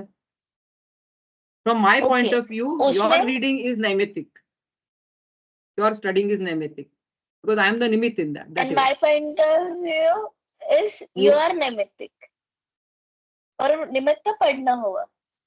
I am talking from your point of view only. मैंने अगर पढ़ाया आपको, मैंने जो काम किया पढ़ने के लिए, जो प्रिपरेशन किया उसमें उपादान मेरा है, और पढ़ाने का काम मैंने किया अगर, तो वो उपादान कारण मेरा है। और किसके निमित्त से किया? आपके निमित्त से किया, तो वही पढ़ाने का कर्म नैमित्तिक हो गया। फिर आपकी अपेक्षा से नैमित्तिक, निमित्त नैमित्तिक, मेरी अपेक्षा से उपादान उपादेय। निमित्त भी मेन द्रव्य द्रव्य ही इज हुआ। उपादान, जो मेन द्रव्य जिसमें है। चेंज हो निमित्त रहा भी है द्रव्य वो ही द्रव्य इज उपादान, हाँ, जिसमें कार्य हो रहा है। हाँ, उपादान, हाँ, एंड निमित्त इज आल्सो द्रव्य ही रहेगा ना, हाँ, निमित्त निमित्त इज भी द्रव्य द्रव्य, ही बट रहेगा। It is only present. It can be द्रव्य, it is basically nothing outside of द्रव्य, no, in the world. हर कोई चीज एक द्रव्य ही है। हाँ हाँ, बट हाँ, अभी जो सेकंड एग्जांपल दिया आपने, जो महावीर भगवान का एग्जांपल दिया पुरुषार्थ का, तो इसमें आपका जो नैमित्तिक हुआ, जो आपने सीखा पहले, धीरे धीरे धीरे you are at the stage कि आज हम सीख रहे हैं आपसे, तो ये वाला प्रोसेस हुआ पुरुषार्थ इसमें। और मतलब वो वाला कंसेप्ट एक बार ये वाला एग्जांपल से बताइए ना। महावीर भगवान का देखो, महावीर भगवान की शेर की पर्याय में महावीर भगवान उस वक्त हिरण को नोच के खा रहे थे। ओके, तभी उनका जो भी अंदर अंतरंग में जो भी विचार चल रहा होगा, तभी मुझे नहीं पता क्या विचार चल रहा था, लेकिन उस वक्त दो चारण रिद्धिधारी मुनिराज ने देखा कि ये तो अभी 10 भाव बाद तीर्थंकर बनने वाले हैं और ये ऐसे काम कर रहे हैं कभी। ठीक है, अभी वो मुनिराज का ऊपर से नीचे आना, चारण रिद्धिधारी मुनिराज का उपदेश करना वो महावीर भगवान के इसमें निमित्त हो गया, चेंज में, सम्यक दर्शन के चेंज में। जो भी शेर की पर्याय में महावीर भगवान तो भावी नैगम नय के हिसाब से, शेर के इसमें सम्यक दर्शन प्रकट करने में उनका उपदेश निमित्त है। और सम्यक दर्शन निमित्त की अपेक्षा से शेर में जो सम्यक दर्शन हुआ वो निमित्त की अपेक्षा से नैमित्तिक काम है। और जो शेर का स्वयं चेंज, उनमें उनके श्रद्धा गुण में चेंज आया ना, सम्यक दर्शन हुआ तो वो उपादान है। या फिर आत्मा को भी कह दो, उनके आत्मा को उपादान कह दो आप, त्रिकाली उपादान। और उस वक्त जो पर्याय प्रकट हुई सम्यक दर्शन की वो क्षणिक उपादान है। और वो कार्य जो हुआ सम्यक दर्शन का प्रकट होने का, उसको उपादेय कार्य कहेंगे। तो सम्यक दर्शन चारण रिद्धि मुनिराज, just reverse the situation now. ठीक है, रिवर्स द सिचुएशन। मुनिराज को भाव आया कि मैं इस जीव को जाकर उपदेश दूं, तो उपदेश देने का भाव इज द कार्य। इफ वी से दैट उपदेश देने का भाव इज द कार्य, that time who is giving the उपदेश, दैट पर्सन बिकम्स द उपादान। और उपदेश देने का कार्य जो उन्होंने किया वो उपादेय हुआ, बराबर, उनकी वो पर्याय ही कि मैं उपदेश हूं। उस कार्य में निमित्त कौन बना? वो शेर, बराबर। तो शेर की अपेक्षा से वही उपदेश का कार्य नैमित्तिक हो गया। It is just your reversing के किसके पॉइंट ऑफ व्यू से आप कार्य को देख रहे हो। ठीक है, निमित्त तो वो मुनिराज हुए ना। अगर सम्यक दर्शन की अपेक्षा से आप देख रहे हो कि शेर में सम्यक दर्शन हुआ, वो काम है, आप काम पे फोकस करो। काम पहले काम डिसाइड करो कि कौन से काम की बात कर रहे हो, उपदेश के देने की काम की बात कर रहे हो या सम्यक दर्शन के काम की बात कर रहे हो। उसके हिसाब से आप डिसाइड करो कि वो काम किसमें हो रहा है। अगर आप सम्यक दर्शन की बात कर रहे हो तो वो किसको हुआ सम्यक दर्शन? शेर को। मुनिराज को हुआ कि शेर को? शेर को। शेर तो शेर उपादान हो गया, सम्यक दर्शन का कार्य उपादेय हो गया, निमित्त हो गए मुनिराज, और वही सम्यक दर्शन का कार्य नैमित्तिक हो गया। मगर आप उपदेश देने के काम को कार्य अगर डिसाइड कर रहे हो कि हाँ मुनिराज ने उपदेश दिया, ये कार्य हुआ है, तो फिर वो किसने दिया? वो उपदेश किसने दिया? मुनिराज। मुनिराज। तो उस कार्य में कौन हुआ उपादान? मुनिराज। मुनिराज। हाँ, मुनिराज। वो उपदेश देने का कार्य हुआ उपादेय। उपादेय। और इसमें उपादेय। निमित्त कौन हुआ? शेर क्यों निमित्त। आए वो? किसको उपदेश देने शेर। आए? निमित्त कौन हुआ? शेर। तभी शेर हुआ। शेर। और वही उपदेश देने का कार्य शेर की अपेक्षा से नैमित्तिक हो गया। It is you have to focus first, think के कार्य कौन सा हो रहा है, फिर डिसाइड कार्य किसमें हो रहा है। जिसमें हो रहा है वो उपादान है, और जो वहां पर प्रेजेंट है जिसके निमित्त से हो रहा है वो निमित्त है। उसकी अपेक्षा से वही कार्य, उपादान की अपेक्षा से उपादेय और निमित्त की अपेक्षा से नैमित्तिक। नैमित्तिक। ठीक है, इन शॉर्ट तो अपन ऐसे फिर भी बोल अपन सकते हैं कि जैसे सेंटेंस है, सेंटेंस में जो सब्जेक्ट है वो हो गया उपादान, जो एक्शन होगी वो हो गया उपादेय, और जो ऑब्जेक्ट है वो हो गया निमित्त। बोल सकते हैं, लेकिन मैं जब तक आप क्या बोल रहे हो, बेसिकली ग्रामर के हिसाब से आप देख रहे हो, हाँ, फर्स्ट यू हाँ, शुड डिसाइड हाँ, कि वर्क क्या है, जो काम हुआ है वो क्या है, और किस में हुआ वो सब्जेक्ट है हमारे लिए, वो उपादान है। फर्स्ट डिसाइड के किस काम की बात कर रहे हो, क्योंकि एक काम को देखने की बहुत अपेक्षा हो सकती है। समझा? आप अच्छा। किसके आईज के थ्रू वो काम को देख रहे हो, उसके ऊपर डिपेंड करता है वो। ठीक है, अब अच्छा, जैसे हमने ये घट पट मिट्टी की भी बात करते रहते हैं अभी, तो इसमें भी हम लोग उपादान निमित्त शिफ्ट कर सकते हैं। अभी तो हम हाँ, मिट्टी चेंज हुई, घट बनी, उसमें हम कह रहे हैं कि मिट्टी चेंज हो गई तो वो है। लेकिन चक्र चल रहा है ना, तो हाँ। चक्रों को अगर हमने ये चलने का काम ऐसा फोकस किया तो कौन सब्जेक्ट हुआ फिर? चक्र। चक्र, बराबर। और फिर उसके खुद मिट्टी के हो काम में गई वही उपादान हुआ, और जो बन रहा हाँ, है घट, वो निमित्त हो घट गया। वो निमित्त हो गया। समझा? तो अभी हमारे काम चेंज कर दिया, काम कौन सा है उसके ऊपर सब्जेक्ट चेंज हो जाएगा और ऑब्जेक्ट चेंज हो जाएगा। ऑब्जेक्ट नहीं बोल सकते हैं उसको, आप निमित्त उपादान ही करो, उसको एग्जैक्ट इंग्लिश ट्रांसलेशन नहीं मिल पा रहा है। हाँ, ठीक है, मतलब एक अभी समझने में। और वहीं पे कुम्हार खुद भी, अभी अगर जो आप कुम्हार की भी उपादान एक्टिविटी लोगे, तो कुम्हार खुद भी हाँ, अगर उसकी एक्टिविटी, कुम्हार ने उठाया ये किया, तो कुम्हार जो कर रहा है उसमें तो वो खुद ही उपादान है। और वो जो कार्य कर रहा है वो घट बनाने का ही कार्य कर रहा है। अगर कुमार ने जो भी किया, मिट्टी उठाई, तो उस कार्य में वो उपादान है, वो मिट्टी उठाने का कार्य अगर हम बोल रहे हैं तो वो उपादेय है। जो निमित्त हो गया अभी, जो भी ये बनाना, घट बनाना, तभी वो निमित्त और नैमित्तिक हो जाएगा। तो ये हर एक चीज निमित्त भी अपेक्षा से चेंज होता है। काम किसमें, हम कौन से काम की बात कर रहे हैं उसके अपेक्षा से सब कुछ होगा। आई बात थोड़ी ख्याल में? I think I just overshot, maybe I confused you all because I'm trying to explain full 360 view of the same thing. So I hope madam मैं नहीं, clarity समझ देना गया चाह रही ये हूँ। समझ गया। अभी ये चारों पॉइंट नेसेसरी ही है। उपादान भी नेसेसरी है, उपादेय भी नेसेसरी है, निमित्त और नैमित्तिक चारों नेसेसरी है कोई भी Actually, चीज there are होने 3 में। points. You have realized that, no? Actually, there are 3 points. The work is उपादान, one only. काम एक ही है। निमित्त की अपेक्षा से उसी काम को नैमित्तिक कह रहे हैं और उपादान की अपेक्षा से उसी कार्य को उपादेय कह रहे हैं। There are 3 things. बराबर? उपादेय के नेसेसिटी है, लेकिन या but we are going to focus on उपादान जिसमें चेंज हो रहा है, क्योंकि जब काम होगा ना तभी निमित्त जो होगा उसको निमित्त कहते हैं। अगर वो हमेशा कुछ प्रेजेंट रहा वहां पर भी लेकिन कार्य हो नहीं रहा है तो वो प्रेजेंट होने पर भी उसको निमित्त नहीं कहेंगे ना हम लोग। ऐसा है, इसके लिए हम लोग निमित्त पे फोकस नहीं करते हैं। ऐसा मैडम ये जो तो घट फिर कार्य है, इसको फोकसली हाँ निमित्त और उपादान ही क्यों कहते हैं ये चीज को?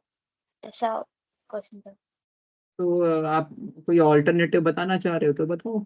अगर ऐसा कुछ ऐसा है जो नहीं, शास्त्रों नहीं, में जो नहीं, रिलीज वैसे नहीं है। अभी जैसे अभी डिस्कस हुआ कि तीन चीजें नेसेसरी ही है। उपादान नेसेसरी है, नहीं, उपादेय और निमित्त है।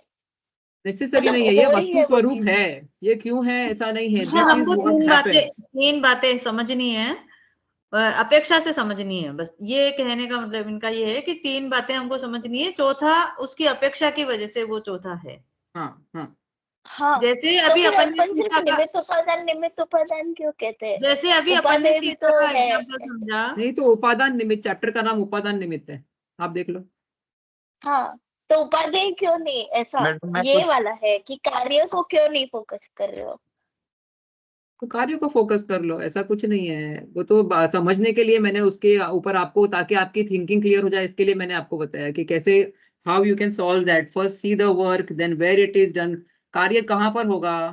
कार्य उपादान में ही होगा ना, तो कार्य पे नहीं फोकस करेंगे, हम उपादान पे फोकस करेंगे। ठीक है, लोक में करने वाले को ही ज्यादा वो कहा जाता, समझा जाता है, इसीलिए उसी पे फोकस लेकिन करके हमको जो जैसा है वैसा देखना है। हमको ऐसा नहीं समझना ये इंपॉर्टेंट है, ये इंपॉर्टेंट, ये इसका यही स्वरूप है, वैसा ही समझना है। उसमें ना कोई निमित्त अच्छा या वो बुरा, ऐसा कुछ नहीं समझना है। This is the fact, this is the reality and accepted as it is. We have to just understand that. हाँ मैडम मैं बोलूं कुछ? जी जी, बोलिए ना। ये घट कार्य में मिट्टी उपादान है, हाँ, घड़ा क्योंकि बनाने उसमें में। चेंज हुआ। जी हाँ, उसकी क्वालिटी भी इम्पोर्टेंट है। मतलब हाँ है, जो घट मिट्टी बनने है। योग्य होगी वही मिट्टी उपादान होगी ना। जी जी हाँ, कार्य होगा तभी निमित्त होगा। अगर मिट्टी घट रूप परिणित नहीं हुई तो कार्य नहीं जी हुआ, तो कोई निमित्त नहीं होगा फिर उसमें। बराबर। फिर वो घट रूप परिणमित नहीं हुई। अगर ऐसा कार्य पकड़ोगे तो see we can make anything as work. जो उस पर्याय में प्रकट हुआ वही कार्य है। कि वो परिणित मतलब नहीं हुई, इसको भी हम उपादान में कार्य भी समझ सकते योग्यता, हैं। उपादान में योग्यता जरूरी है। डिपेंड्स ऑन आप क्या बोल रहे हो। अगर कार्य नहीं हुआ ना, ये भी एक जी काम है। ऐसा ऐसा नहीं है कि वो कुछ जी, नहीं हुआ, कि नहीं मैंने जैसे अभी कुछ नहीं किया, ये भी एक काम है मेरा। यही कार्य हमारा नहीं एक्चुअल हुआ काम है इसका ना। मतलब उसकी उपादान शक्ति नहीं है उसमें, इसलिए ये कार्य नहीं हुआ। नहीं, कार्य नहीं होने रूप उपादान शक्ति है। समझा आपको? कार्य तो हो ही रहा है पर्याय में हर समय, नहीं होना भी कार्य है। वो प्रकट हुई पर्याय वैसी ही है कि उसमें कार्य नहीं हुआ, वह उसका उपादान है उस वक्त। उपादान नहीं है और उपादान है ऐसा नहीं है। कार्य तो हर वक्त हो ही रहा है ना, क्योंकि पर्याय तो हर वक्त प्रकट हो ही रही है। उस पर्याय में वो कार्य नहीं हुआ, तो हाँ, लेकिन उस एक लेकिन अपेक्षा से आप कहोगे कि ये कार्य की अपेक्षा से ये नहीं हुआ तो वो योग्य उपादान नहीं है, तो वो अपेक्षा लगाओगे नहीं, तो ठीक है। जैसे अभी रेत है, रेत से हम घड़ा नहीं बना सकते, तो रेत में ऐसी उपादान शक्ति नहीं है कि वो घड़ा बन सकता है। तो उसकी नहीं, घड़े रूप नहीं होने की उपादान शक्ति है। हाँ वही ना, घड़े रूप नहीं होने की उपादान उपादान शक्ति शक्ति है। नहीं है, शक्ति तो है ना, उपादान शक्ति है। लेकिन उस रूप परिणित और नहीं होने उसमें की दूसरे उपादान कार्य शक्ति। होने की शक्ति है। हाँ, तो आप और जैसे उसमें दूसरे अपेक्षा कार्य लगाओगे, क्योंकि आपने जब बोला वो घड़ेरू परिणित नहीं हुआ, तो यही कार्य की बात हो जाएगी फिर। वो कौन घरेलू परिणित नहीं हुआ? रेती। तो देखने का कौन है नजरिया। उपादान? नहीं परिणित होना, ये उपादेय कार्य हो गया, समझा? It is not related to yogyata. It is related to what work is happening and where it is happening. Even that work is not happening is a work. Just we have to just broaden our perspective. It's so beautiful Jainism ना, कि इतना beautiful है कि मैं कह नहीं सकती। Success भी उपादान है और फेल्योर भी उपादान है। हाँ, वो भी पुरुषार्थ है, फेलियर भी पुरुषार्थ है। जी हाँ, नेगेटिव पॉजिटिव वो अपनी अपेक्षा से देखते हैं, लेकिन अगर योग्यता देखेंगे तो उस पर्याय की उस समय वही योग्यता थी कि वो कार्य नहीं होना था। तो वो राइट। भी वही वही है, वो भी तो पर्याय है, तो उसमें भी वही काम हुआ कि काम नहीं होना था, ये काम हुआ। ठीक है, I just stop yes, the recording, तो 1 मिनट। बहुत बहुत